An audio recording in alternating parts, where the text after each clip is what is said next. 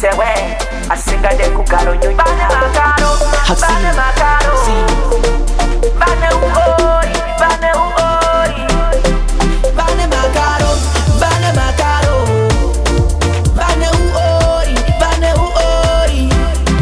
Bane makaro, bane makaro.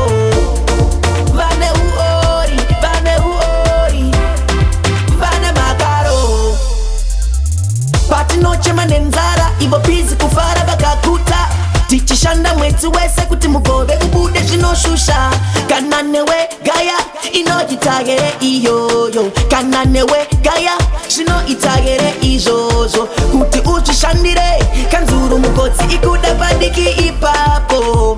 Kanzuru mugotsi ikuda padiki ipapo. Bane makaro, bane uoi, bane uoi. Bane makaro, bane makaro. Bane uoi, bane uoi. Vanodasha mukunge website korayi makumbo vagare vane plasta. Mari yedu yese vakaparadza ish inga iya yakashaikwa. Kana newe gaya iri kuparara nyika yedu takatarisa.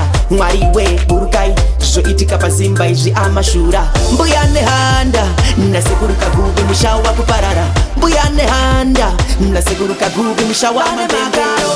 Bane makaro, too much makaro. Bane uoi, bane uoi. Too much makaro. Bane makaro, bane makaro.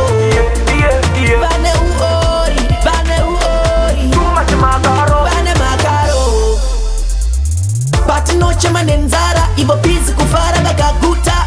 Tichishanda mwetu wese kuti mugove ubude chinoshusha.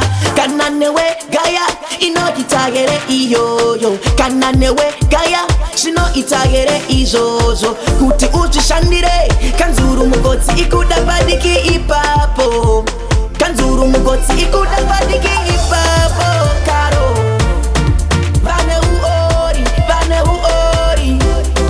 Bane makaro, bane makaro. Bane uoi, bane uoi. Vanodasha mukunge website korayi makumbo vagare vane plasta. Mari yedu yese vakaparadza ish inga iya yakashaikwa. Kana newe gaya iri kuparara nyika yedu takatarisa. Mwari we burukai zvoitika pazimba izvi amashura. Mbuya nehanda nasekuruka gubi mushawa kuparara. Mbuya nehanda nasekuruka gubi mushawa makaro. Bane makaro, too much makaro. Bane uoi, bane uoi. Too much makaro. Bane makaro, bane makaro. Bane uoi, bane uoi. Too much makaro. Bane makaro. Pano mira neni shakawoma Maria kawanda kunyange ishoma.